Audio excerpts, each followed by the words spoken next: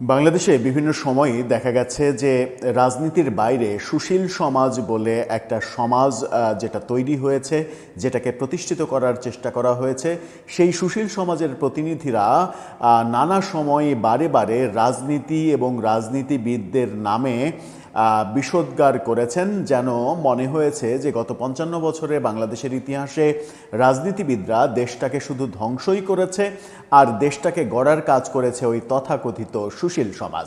সুশীল সমাজ আমলা শ্রেণী বাংলাদেশটাকে যে পর্যায়ে নিয়ে যেতে চায়, বিশেষ করে সুশীল সমাজের বিভিন্ন প্রতিনিধিদের বিভিন্ন সময়ে বিনা ভোটে ক্ষমতায় যাওয়া এবং ক্ষমতা আঁকড়ে রাখা, যে ব্যাপারগুলো আমরা 111-এর সময় দেখেছি, যে ব্যাপারগুলো আমরা এই গত ইন্টারিম সরকারের আমলে দেখেছি, সুশীল সমাজের ওই তথাকথিত এনজিও কর্মীকে বলতে শুনেছি, মানে উপদেষ্টা এনজিও কর্মীকে বলতে শুনেছি যে ৫৪ বছরে রাজনীতিবিদরা যদি কিছু করতেই পারতো তাহলে তো আমাদের আসতে হতো না।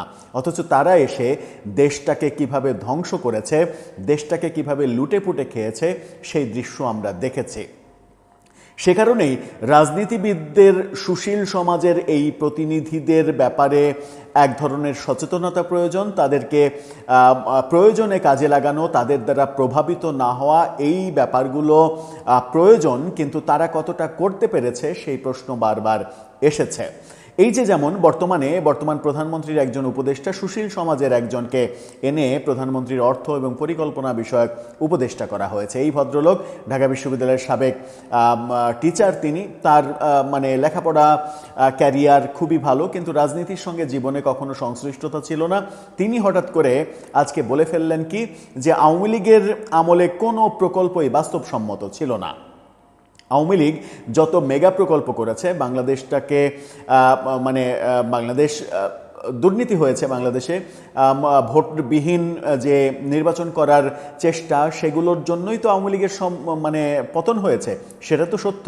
কিন্তু আওয়ামী লীগের আমলে কোনো মেগা প্রকল্প বাস্তবসম্মত ছিল না, হুদাই এই মেগা প্রকল্পগুলো করেছে। তার মানে ব্যাপারটা হচ্ছে যে মেট্রো রেল ফাও, এটা ফাও, ওটা ফাও, কোনোটারই আসলে কোনো প্রয়োজনীয়তা নেই। কি বোঝাতে চাইলেন এই প্রধানমন্ত্রীর নতুন এই উপদেষ্টা, সেটা বোঝানোর মাধ্যমে নতুন সরকার যখন নতুনভাবে নতুন উদ্যমে কাজ করা এবং সামনে এগিয়ে যাওয়া এবং মানুষকে স্বপ্ন দেখানোর ব্যাপারগুলো সামনে নিয়ে আসছে, তখন এই রাজনৈতিক সরকারকে এই সুশীল সমাজের প্রতিনিধিরা কিভাবে প্রভাবিত করবে তার বোধহয় একটা ইঙ্গিত আমরা পেয়ে যাচ্ছি। তিনি আজকে একটা সেমিনার করেছেন, সেই সেমিনারে আবার সভাপতিত্ব করেছেন মেটিকুলাস ইউনুস সরকারের পরিকল্পনা উপদেষ্টা ওয়াহিদুদ্দিন মাহমুদ, যাকে নিয়ে এবং যাদেরকে নিয়ে অনেক বিতর্ক, যারা দেশটাকে ধ্বংসের কিনারায় নিয়ে গেছে।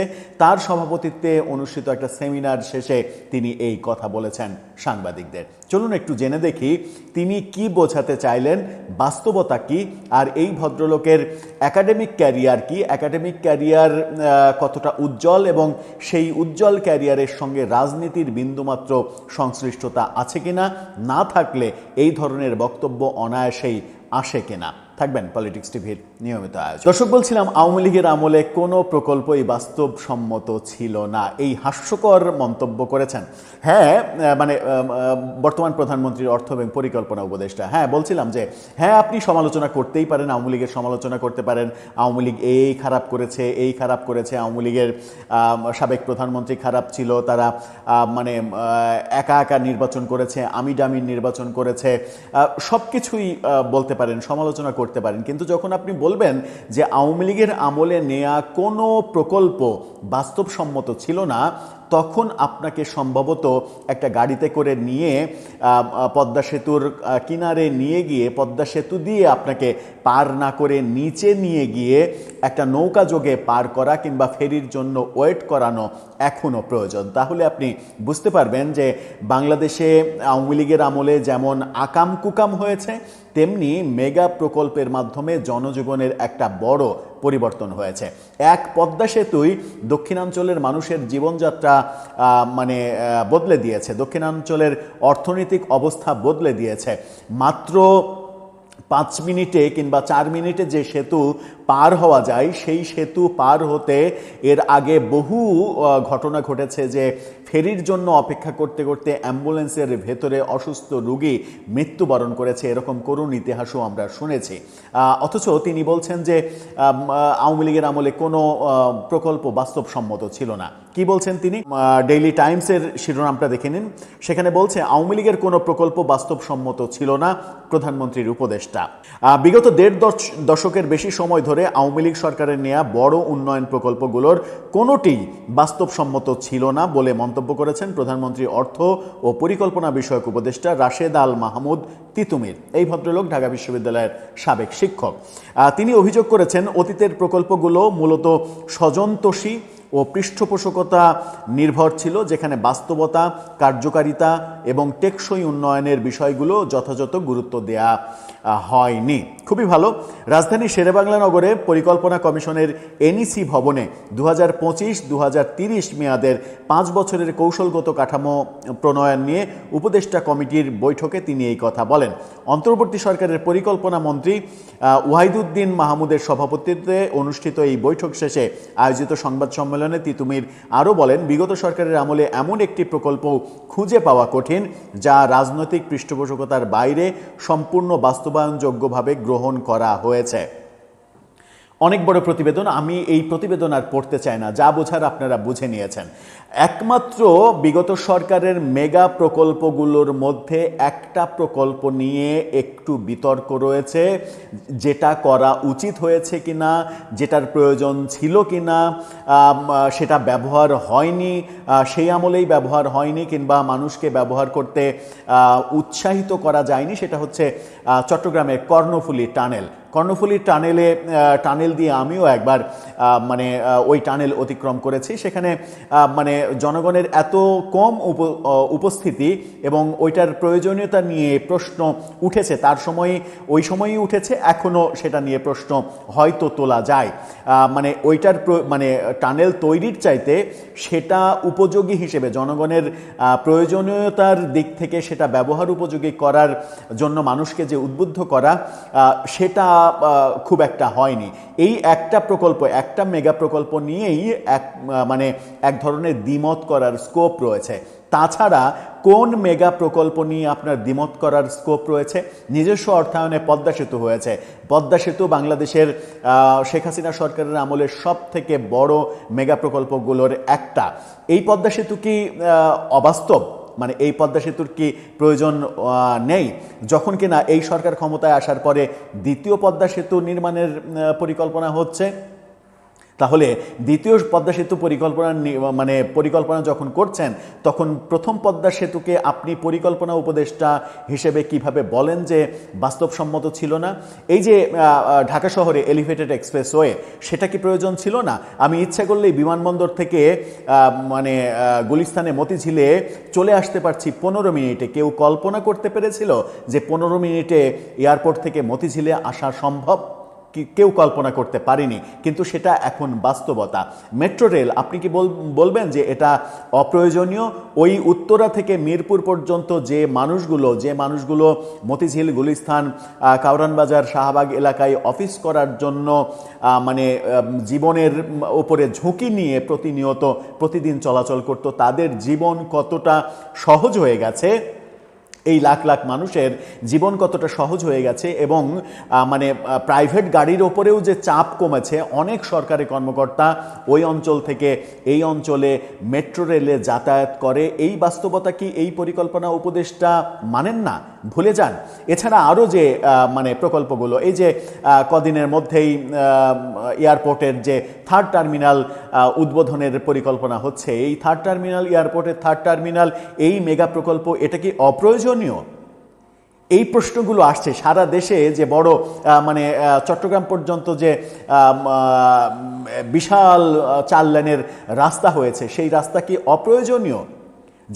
যে রাস্তায় প্রতিনিয়ত দুর্ঘটনা ঘটতো, যে রাস্তায় প্রতিনিয়ত জ্যাম বেঁধে থাকতো, সেই রাস্তা 4 লেন ওয়ান ওয়ে সার্ভিস করে দেয়া হলো, সেটা কি অপ্রয়োজনীয়?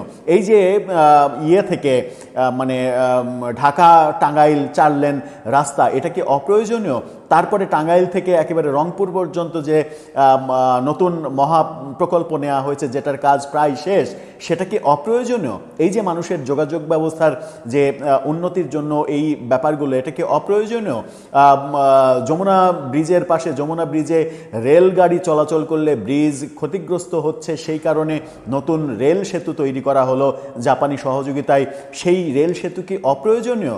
যে যমুনার ওপর দিয়ে রেলগাড়ি পার হতে 20 মিনিট টাইম লাগতো, সেই রেলগাড়ি রেল সেতু দিয়ে এখন 2 মিনিটে 3 মিনিটে পার হচ্ছে, সেটা কি অপ্রয়োজনীয়? আমার মনে হয় যে রাজনীতি করতে গিয়ে কিংবা রাজনৈতিক সরকারগুলোকে প্রভাবিত করার জন্য আমলা এবং সুশীল সমাজের মানুষগুলো যেরকম ক্যারেক্টার প্লে করেন, এই ক্যারেক্টার প্লেতে প্রভাবিত হলেই রাজনৈতিক দলগুলোর সর্বনাশ হয়। যেমন সর্বনাশ অনেকটা হয়েছিল আওয়ামী লীগ সরকারের। তারা আমলা দিয়ে সরকার পরিচালনা করতে চেয়েছিল, পুলিশ দিয়ে, আর্মি দিয়ে সরকার পরিচালনা করতে চেয়েছিল, নিজের দলকে ধ্বংস করে ফেলেছিল। সেই কারণে 2024-এর 5 আগস্টে খুবই বাজেভাবে তাদের পতন হয়েছে। এখন চলুন এই ভদ্রলোকের একটু ব্যাকগ্রাউন্ড যাচাই করি যে কতটা মেধাবী এই ভদ্রলোক। এত বড় মেধাবী একজন মানুষও তিনি রাজনীতির সঙ্গে বিন্দুমাত্র সংশ্লিষ্টতা না থাকার কারণে আজকে এই উদ্ভট অবান্তর কথাগুলো বলছেন। তার ব্যাকগ্রাউন্ড আমরা একটু উইকিপিডিয়া এবং তার পার্সোনাল বায়োডাটা খুঁজে পেয়েছি, সেটা হচ্ছে যে রাশেদ আল মাহমুদ তিতুমির রাজবাড়ির পাংশার মাছপাড়া গ্রামে জন্মগ্রহণ করেছেন। তার পিতা আরশাদ আলী পাংশা কলেজের সাবেক অধ্যক্ষ ছিলেন। তার মানে খুবই শিক্ষিত বনেদি পরিবারের সন্তান তিনি পাংশা কলেজে পড়াশোনা শেষে ঝিনাইদহ ক্যাডেট কলেজ থেকে এসএসসি ও এইচএসসি সম্পন্ন করেন। 90 সালে ঢাকা বিশ্ববিদ্যালয় থেকে অর্থনীতিতে স্নাতক ডিগ্রি লাভ করেন।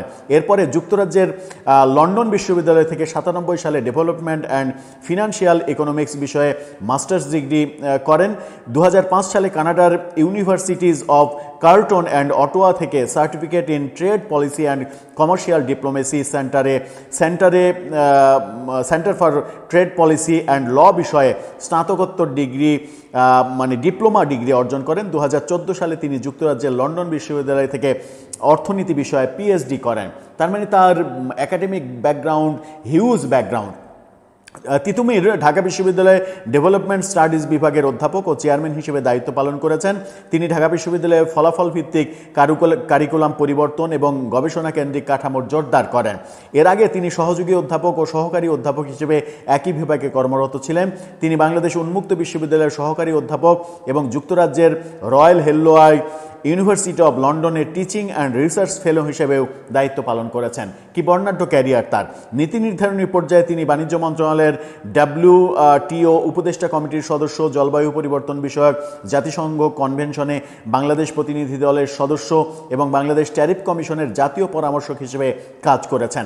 তিনি বিভিন্ন সময়ে ILO, UNDP, UNESP, DFID এবং ইউরোপীয় ইউনিয়নের পরামর্শক হিসেবে দায়িত্ব পালন করেছেন। চিন্তা করেন কত বর্ণাঢ্য ক্যারিয়ার। তিনি উন্নয়ন গবেষণা প্রতিষ্ঠান উন্নয়ন অন্বেষণের প্রতিষ্ঠাতা চেয়ারম্যান। তার মানে তিনি এনজিওর সঙ্গে জড়িত। তিনি প্রকৃতি সংরক্ষণের জন্য আন্তর্জাতিক ইউনিয়নের এশিয়া আঞ্চলিক কমিটির সহসভাপতি এবং বাংলাদেশ জাতীয় কমিটির চেয়ারম্যান হিসেবে দায়িত্ব পালন করেছেন। এছাড়া বিভিন্ন আন্তর্জাতিক নেটওয়ার্ক, একাডেমিক বোর্ড ও পেশাজীবী সংগঠনের সঙ্গে তিনি জড়িত। তিনি নিয়মিতভাবে জাতীয় দৈনিকে কলাম লেখেন এবং উন্নয়ন, অর্থনীতি, নীতি বিষয়ক আলোচনায় টেলিভিশন ও বিভিন্ন গণমাধ্যমে অংশগ্রহণ করেন। তিনি একসময় ডেইলি স্টারের স্টাফ রিপোর্টার হিসেবেও কাজ করেছেন। একসময় ডেইলি স্টারের সাংবাদিকতা করেছেন তিনি। সাংবাদিকতা জীবন, বিশ্ববিদ্যালয়ে অধ্যাপনা জীবন, বিদেশে বিভিন্ন বিশ্ববিদ্যালয়ে যুক্ত থাকা, বিভিন্ন প্রতিষ্ঠানের সঙ্গে যুক্ত থাকা, এনজিওর সঙ্গে যুক্ত থাকা, বর্ণাঢ্য একটা ক্যারিয়ারের মালিক তিনি। এই বর্ণাঢ্য ক্যারিয়ারের মালিক, তার মানে হচ্ছে যে সুশীল সমাজের একজন যোগ্য প্রতিনিধি। এই সুশীল সমাজই গত অন্তর্বর্তীকালীন সরকারের থেকে কি সর্বনাশটা করেছে আমরা দেখেছি। মানে তিনি আওয়ামী লীগের সমালোচনা করবেন, বিগত সরকারের সমালোচনা করবেন এবং সাথে অন্তর্বর্তীকালীন সরকারেরও সমালোচনা করবেন, এটাই স্বাভাবিক। কিন্তু অন্তর্বর্তী সরকারের সাবেক পরিকল্পনা উপদেষ্টার সভাপতিত্বে অনুষ্ঠিত অনুষ্ঠানে থেকে অংশগ্রহণ করে তিনি সাংবাদিকদের সঙ্গে আলাপে যে অবান্তর কথা বললেন। এই অবান্তর কথার মাধ্যমে কি করতে চাইলেন তিনি? বর্তমান প্রধানমন্ত্রীকে একটু তেল মারতে চাইলেন, একটু খুশি করতে চাইলেন। এই যে তৈলমর্দনের চেষ্টা সুশীল সমাজের, এই তৈলমর্দনের চেষ্টায় নিজেকে আরও উচ্চতায় নিয়ে যাওয়ার যে প্রাণান্তকর চেষ্টা গত 55 বছরে বিভিন্ন সময় আমরা সুশীল সমাজের প্রতিনিধিদের দেখেছি, এখনও আমরা দেখছি বিভিন্ন সুশীল সমাজের, যেমন এই যে সুজনের সম্পাদক বদিউর মজুমদার, তিনি বিভিন্ন সময়ে এখনো অন্তর্বর্তী সরকারকে তৈলমর্দন করে বিভিন্ন ধরনের কথাবার্তা বলেছেন, যে অন্তর্বর্তী সরকারের ভেতরে অবস্থান করে তিনি মহাসর্বনাশ যে অন্তর্বর্তী সরকার করেছে তার পেছনে অনন্য একটা ভূমিকা রেখেছেন। তাহলে এই সুশীল সমাজ দিয়ে আমরা করব কি?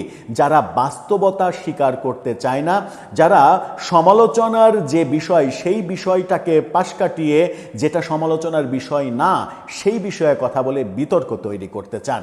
এখন আপনি যদি কোনো পাগলকেও বলেন যে পদ্মা সেতু বাস্তবসম্মত নয়, তাহলে সেই পাগলটা বিশ্বাস করবে? মানে ধরেন বরিশাল অঞ্চলের কোনো পাগলকে বললেন যে পদ্মা সেতু এর এত প্রয়োজন নাই, ফেরিতে পার হচ্ছিলাম, ওইটাই তো ভালো, তাহলে সেই পাগল কি আপনাকে চুমা দেবে, নাকি সেই পাগল আপনাকে তেড়ে যাবে? এই প্রশ্নটা কিন্তু আসবে।